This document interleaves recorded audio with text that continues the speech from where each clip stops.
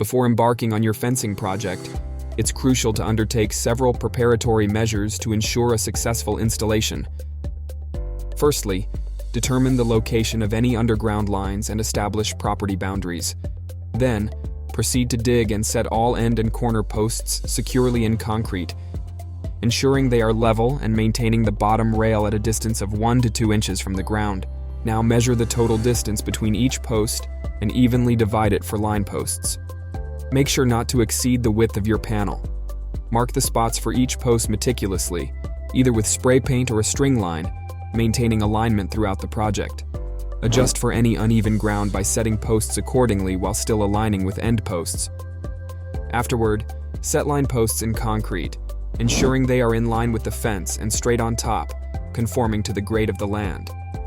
Remove excess concrete from the posts and insert steel inserts for gate hinges, filling the posts with concrete up to 1 inch below the bottom hole. Optionally, consider filling the inside of the posts with concrete to prevent water damage, ensuring the concrete does not exceed the bottom hole. Allow the concrete to cure for at least 2 days before proceeding further. Once the posts are firmly set, the installation process continues with cutting bottom and top rails for each section, ensuring they fit snugly within each post, and secure the ends using a crimping tool, or screw the bottom rail into the post. Install the U-channel on the post, then install the pickets, positioning the groove side against the post. Measure from the post to the point where the picket won't fit, and then trim the pickets to fit the remaining space. Secure the top rail with screws and apply caps to the posts.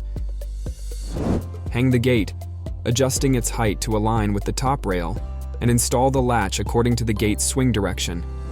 Finally, test the gate to ensure proper functionality and alignment. By following these meticulous steps, you can achieve a well-installed and aligned fence for your property. Thanks for watching this tutorial. For other tutorials, check out our how-to page at wholesalefencing.com.